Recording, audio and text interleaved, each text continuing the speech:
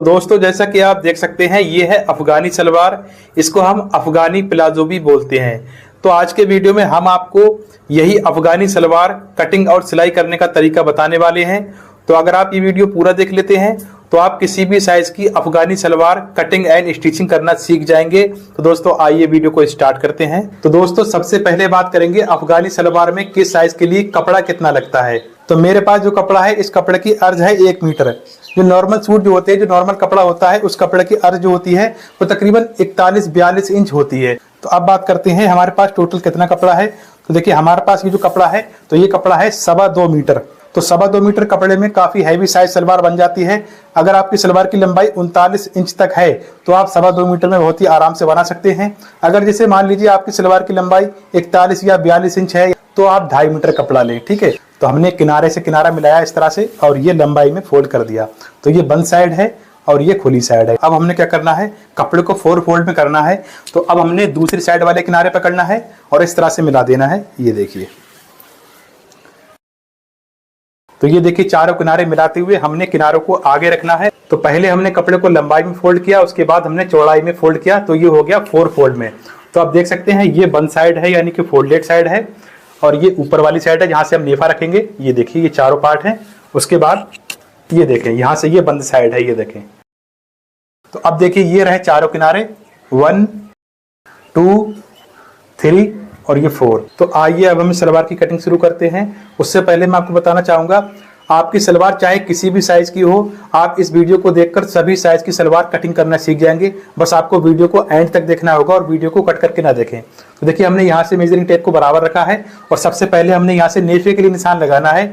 चाहे आप लास्टिक डालना चाहते हैं या आप बिना लास्टिक का बनाना चाहते हैं, आपने यहाँ पर 2 इंच का निशान लगाना है यानी कि 2 इंच का। उसके बाद इस निशान से नीचे के लिए हमने रखना है इस तरह से। देखिए सबसे पहले अब हमने आसन का निशान लगाना है। तो हमने अपने साइज के अकॉर्डिंग यहाँ पर आसन का निशान लगा देना है। ये देखिए जैसे कि मैं यहाँ पर आसन का निशान 13 इंच लगा रहा हूँ, ठीक है। अभी मैं आपको आगे बताऊंगा ये निशान हमने किस फार्मूले से लगाया और आपने किस साइज के लिए कितने इंच पर निशान लगाना है, ठीक है। उसके बाद हमने लंबाई का निशान लगाना है। तो देखिए इंची टेप को हम ऐसे ही रखा रहने देंगे। तो जैसे कि मैं सलवार की लंबाई रखूंगा 38 यानी 38 इंच। तो देखिए मैंने यहाँ पर 38.5 इंच का निशान लगाना है, इस तरह से देख सकते हैं, ये देखें। फिर उसके बाद हमने क्या करना है, इस निशान से ऊपर के लिए 2 इंच का निशान और लगाना है। यहाँ पर हमने 2 इंच चौड़ी बुकरम की पट्टी लगाना होती है, तो इसलिए हम यहाँ से 2 इंच कम करते हैं यानी कि 2 इंच माइनस करना होता है। तो ये रही सलवार की फिक्स लंबाई। तो हमने इसी निशान से सलवार की कटिंग करना है। तो जैसे कि मैंने यहाँ पर सलवार की लंबाई 38 इंच रखना है, तो मैंने यहाँ पर 38.5 इंच का निशान लगाया था पहले।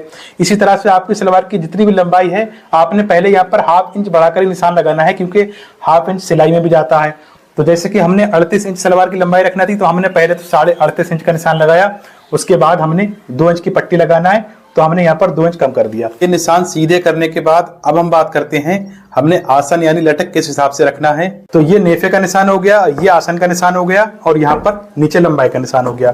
उसके बाद जैसे कि मैंने आपको बताया, मैंने यहाँ पर आसन का निशान लगाया है 13 इंच। तो देखिए जो अगर जो नॉर्मली जो मीडियम साइज की सलवार होती है उसके लिए हम 12.5 इंच आसन का निशान लगाते हैं। अगर मीडियम से थोड़ा ज्यादा है तो हम यहाँ पर 13 इंच आसन का निशान लगाते हैं। और फॉर्मूला इस तरह से है, आपने क्या करना है, आप जिसकी भी सलवार बना रहे हैं तो आपने बॉडी मेजरमेंट करते टाइम हिप का नाप तो लेना ही होता है। आपको पता ही होता है कि हिप साइज कितना है।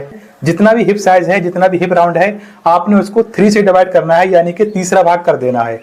फॉर एग्जाम्पल किसी का हिप 39 इंच है यानी कि 39 इंच है, और जब आपने उसका तीसरा भाग किया तो कितना बनता है, 13 इंच। तो जैसे कि मैं यहाँ पर 39 इंच हिप के हिसाब से कट कर रहा हूँ, तो यहाँ पर ये देखिए तीसरा भाग 13 इंच आता है। इसी तरह से आपके साइज के अकॉर्डिंग आपकी जितनी भी हिप है आपने उसका तीसरा भाग करके ये निशान उतना ही लगाना है। उसके बाद अब बात कर लेते हैं हमने थाई कितनी रखनी है, यानी कि जो सलवार का घेर होता है वो हमने कितना रखना है। आपने ये चेक करना है यहाँ से यहाँ तक टोटल कितना आ रहा है। तो जैसे कि यहाँ से यहाँ तक ये आ रहा है 13 इंच, ठीक है। तो अब मैंने क्या करना है, यहाँ पर 13 में 2 इंच और ऐड कर देना है, तो कितना हो गया 15 इंच।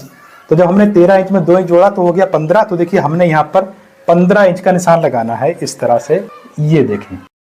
तो ये रही इसकी थाई। यहाँ पर ये जरूरी नहीं कि आपने 2 इंच ही प्लस करना है, आप चाहे 3 या 4 इंच भी प्लस कर सकते हैं। जैसे कि यहाँ पर ये 13 इंच आया, ये देखें। तो आप 13 की जगह 17-18 इंच भी रख सकते हैं यहाँ पर। और कुछ लोग तो क्या होता है, यहाँ से जितना भी घेरा होता है टोटल सारा ही रख देते हैं, जो बहुत ज़्यादा लूज सलवार पहनते हैं या जो लोग थोड़े हैवी होते हैं, तो आप उनके लिए यहाँ से फुल रख सकते हैं। यहाँ पर कुछ ज़रूरी नहीं है, क्योंकि यहाँ पर कोई फिटिंग का हिसाब नहीं है, क्योंकि ये फिटिंग पैंट नहीं है जो आपको यहाँ पर क्लियर फिक्स नाप रखना होता है। तो जैसे कि 13 इंच आसन का निशान आ रहा है, तो मैंने 13 में 2 इंच और प्लस किया तो हो गया 15। तो मैंने यहाँ पर 15 इंच का निशान लगाया है। आप चाहें तो 1 या 2, 3, 4 इंच और भी बढ़ा सकते हैं, ये आपकी चॉइस है। उसके बाद अब हमने क्या करना है, यहाँ से 2 इंच का निशान लगाना है, यानी कि 2 इंच का निशान लगाना है इस तरह से। उसके बाद अब देखिए, अब हमने इस तरह से स्केल रखना है यहाँ से, ये देखिए यहाँ से सीधा रखना है। सीधा रखने के बाद देखिए हमने ये निशान लगा दिया। उसके बाद हमने इस निशान से 1 इंच बैक करना है, तो मैं यहाँ पर 1 इंच बैक कर रहा हूँ इस तरह से। तो अब मैंने यहाँ से स्केल रखना है और इस बैक वाले निशान से रखना है इस तरह से, और हमने यहाँ से इस तरह से निशान लगाना है थोड़ा क्रॉस में इस तरह से। अब हमने ये जानना है हमने सलवार की मोहरी कितनी रखना है और हमने प्लेटों के लिए एक्स्ट्रा कितना मार्जिन रखना है। इससे पहले हम मोहरी यानी बॉटम का निशान लगाएंगे, तो हमें सलवार की मोहरी रखेंगे 12 इंच, तो 12 का हाफ होता है 6 यानी 6 इंच, तो हमने 6 इंच का निशान लगा देना है। तो देखें हमने ये जो निशान लगाया है ना 6 इंच का, तो अब आपने ये ध्यान रखना है, आपने जितनी मोहरी रखी है 6, 6.5 या 5.5 जितनी भी रखी है, आपने उसका डबल कर देना है। तो जैसे कि मैंने यहाँ पर 6 रखा है ना, तो इसके आगे के लिए मैंने यहाँ भी 6 इंच रखना है इस तरह से। ये देखिए मैं इंची टेप को ऐसे रखता हूँ ताकि आपको सही से समझ आ जाए। ये देखिए, तो मैंने यहाँ से यहाँ भी 6 इंच रख दिया। तो अब आप देख सकते हैं 6 इंच ये हो गया और 6 ये हो गया, यहाँ से यहाँ तक, तो टोटल कितना हो गया 12 इंच। तो आप इस तरह से रख सकते हैं। अब उसके बाद अब जैसे कि मैंने यहाँ पर 6 इंच रखा और यहाँ भी 6 रखा है, आप अगर ज़्यादा लूज रखना चाहते हैं तो आप यहाँ पर 6 की जगह आप चाहें तो यहाँ पर 7 या 8 इंच भी रख सकते हैं। अब हमने स्केल लेना है और स्केल को हमने आसन वाले निशान से मिलाना है इस तरह से, और हमने इस वाले निशान से मिला देना है इस तरह से। बहुत सारे लोगों को एक प्रॉब्लम होती है, जो अफगानी सलवार होती है वो यहाँ से जो ये वाली सिलाई होती है ना, तो ये सलवार स्टिच करने के बाद पहनने के बाद यहाँ से सलवार ऊपर को चढ़ती है, यानी कि ऊपर को उठती है। तो ये प्रॉब्लम 90% लोगों के साथ में आती है। तो चलिए इस प्रॉब्लम का सॉल्व भी कर लेते हैं। नॉर्मली क्या होता है 90% लोग यहाँ से सीधा कट कर देते हैं, पर हमने यहाँ से सीधा कट नहीं करना है। हमने यहाँ से इस निशान से 1 इंच नीचे के लिए एक निशान और लगाना है इस तरह से। ये देखिए यहाँ से हमने 1 इंच का निशान लगा दिया ना। उसके बाद जो हमने बीच में जो ये वाला निशान लगाया है ना, इस निशान से हम रखेंगे इस तरह से।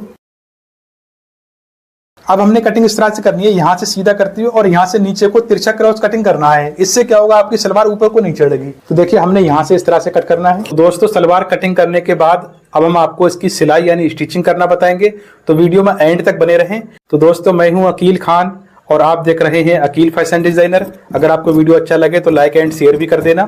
तो ये देखिए दोस्तों, इस तरह से अफगानी सलवार की कटिंग हो चुकी है। अब ये जो साइड से कपड़ा बचता है इसको हमने हटा देना है इस तरह से। अब बात करते हैं इसकी स्टिचिंग कैसे करना है, सिलाई कैसे करना है। इसके लिए मैं आपको दिखाना चाहूंगा। देखिए हमने इस तरह से सलवार को रखना है, ये देखें। तो देखिए हमने क्या करना है, यहाँ से ऊपर से 2 पार्ट पकड़ने हैं, 1 और ये 2, और हमने इस तरह से ओपन करना है। तो सबसे पहले हमने आसन वाली साइड से सिलाई शुरू करना है। यहाँ से यहाँ तक हमने 1/2 इंच का मार्जिन लेना है और यहाँ से यहाँ तक हमने 1/2 इंच का मार्जिन लेना है। तो दोस्तों देख सकते हैं हमने यहाँ से भी सिलाई लगा दी है और हमने यहाँ भी सिलाई लगा दी है और साथ में हमने ओवरलॉक भी कर लिया है। अब देखिए हमने क्या करना है, यहाँ से पकड़ना है इस तरह से। अब यहाँ पर आप देख सकते हैं ये इसका बॉटम है, इसकी मोहरी है। उसके बाद हमने क्या करना है, जो ये वाला किनारा है ना, जो ये वाली साइड है, हमने इसको इस तरह से 1/2 इंच फोल्ड करना है। तो जितना भी घेरा है सारा ही हमने 1/2 इंच मोड़ देना है। तो देख सकते हैं हमने ऊपर से नेफे को 1/2 इंच फोल्ड कर दिया है। तो देखिए हमारे पास ये इलास्टिक है, तो इस इलास्टिक की चौड़ाई है 1.25 इंच, 1 इंच एंड 2 पॉइंट, और इसकी लंबाई कितनी रखना है। तो आपने देखना होगा बॉडी मेजरमेंट करने पर आपकी कमर जितनी भी आ रही है आपने उसके हिसाब से 4 इंच माइनस कर देना है, यानी कि 4 इंच कम कर देना है। फॉर एग्जाम्पल आपकी कमर अगर है 34 इंच, तो जब आपने 34 इंच में 4 इंच कम किया तो होता है 30। तो इसी तरह से आपने इलास्टिक डालना है 4 इंच कम करके। तो जैसे कि इस सलवार की कमर है 35 इंच, तो मैं यहाँ पर 31 इंच इलास्टिक डाल रहा हूँ। उसके बाद हमने इलास्टिक के दोनों सिरे इस तरह से मिलाना है, ये देखें, और मिलाने के बाद लॉक कर देना है।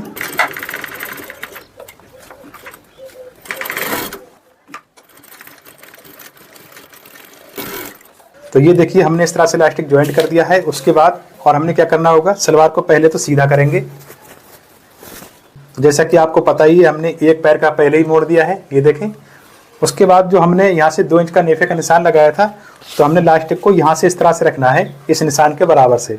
उसके बाद हमने यहाँ से कपड़ा फोल्ड करना है, ये देखें। अब हमने इस कपड़े के ऊपर किनार की सिलाई लगाना है, ये सिलाई लास्टिक के ऊपर नहीं आना चाहिए। यह पक्का करेंगे इस तरह से। हमने ये सिलाई कपड़े की किनार पर लगाना है, ये सिलाई इलास्टिक के ऊपर नहीं चढ़ना चाहिए। तो दोस्तों, अगर आपने हमारे चैनल को अभी तक सब्सक्राइब नहीं किया है, आप अभी सब्सक्राइब कर सकते हैं। तो अब यहाँ पर आप देख सकते हैं कपड़ा कितना ज्यादा बच रहा है और लास्टिक बिल्कुल कम बच रहा है। हमने यहाँ से पकड़ना है और लास्टिक को इस तरह से धीरे धीरे खींचना है। ये देखिए इस तरह से हमने लास्टिक खींचना है। उसके बाद हमने ये सिलाई आगे बढ़ाना है। आप चाहें तो सुई को नीचे कर दें इस तरह से और बूट को उठा लें, और आप चाहें तो यहाँ से इस तरह से भी खींच सकते हैं। ये देखें, तो ये आपकी चॉइस है। आप चाहें किसी साइड से भी लास्टिक को खींच सकते हैं। अब आप देख सकते हैं लास्टिक और कपड़ा बिल्कुल बराबर आ चुका है।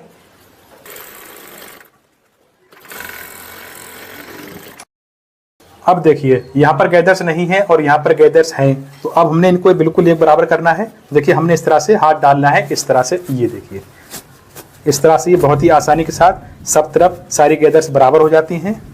ये देखें इस तरह से हम खींचेंगे, इस तरह से छोड़ेंगे। ये देखें इस तरह से।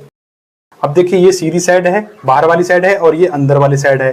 तो हमने सीधी साइड को इस तरह से रखना है और हमने यहाँ पर सिलाई लगाना है। ये सिलाई हमने लास्टिक के 20 सेंटर में लगाना है इस तरह से। पहले हम यहाँ पर पक्का करेंगे।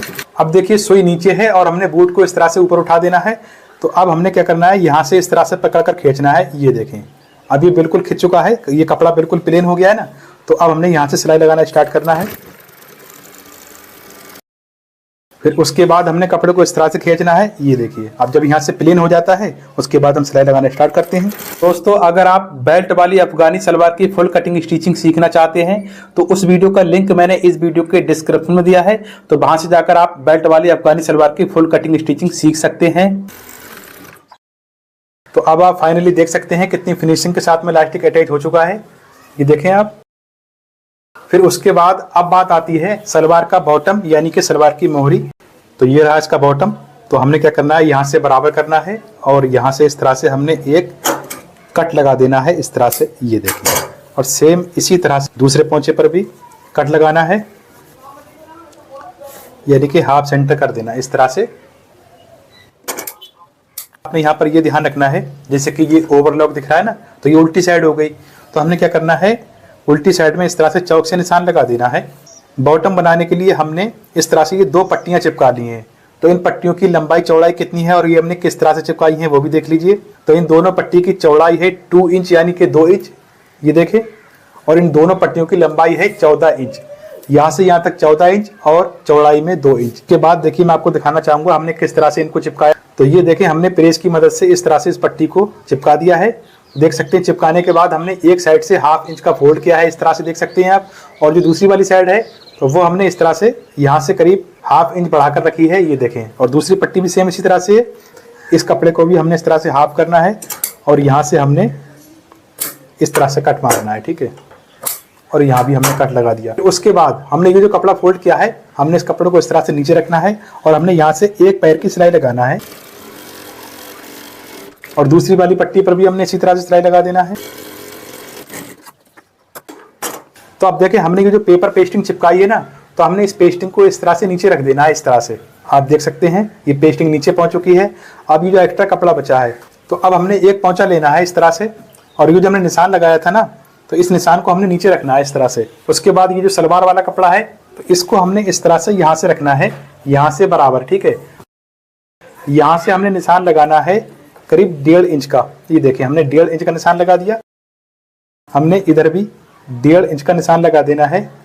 ये देखिए, उसके बाद देखिए हमने यहाँ से रखना है और यहाँ से हमने एक पैर की सिलाई लगाना है। यहाँ से पक्का करेंगे पहले। तो अब देखिए, हमने ये जो निशान लगाया है, तो हमने यहीं से प्लेट डालना शुरू करना है। तो हम यहाँ पर बॉक्स प्लेट डालेंगे कि थोड़ा आगे बढ़ते हैं इस तरह से।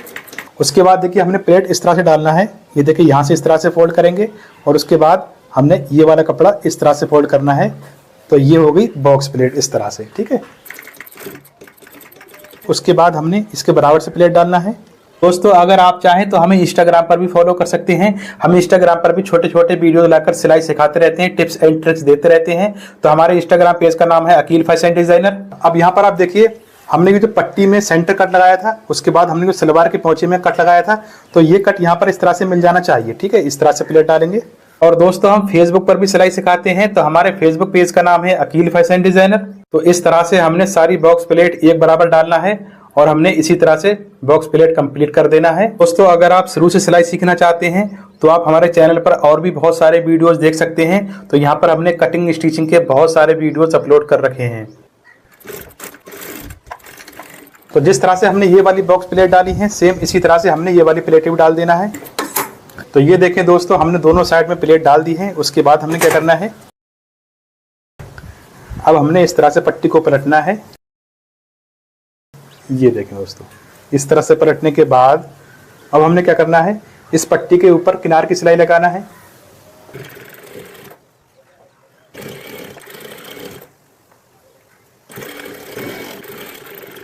फिर उसके बाद हमने दूसरे वाले पोंचे को भी इस तरह से मोड़ देना है। तो हमने यहाँ भी सेम सिलाई लगा देना है। ये देखें, फिर यहाँ पर हमने बॉटम पर लेस लगाना है। आप चाहें तो चौड़ी लेस भी ले सकते हैं, आप चाहें तो पतली लेस भी ले सकते हैं। तो मैंने तो ये मीडियम लेस ली है। तो देखिए हमने किस तरह से लगाना है।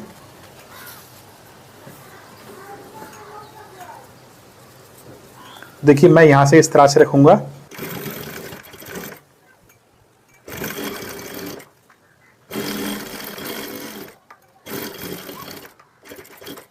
उसके बाद हमने दूसरे पोंचे पर लगाना है इस तरह से।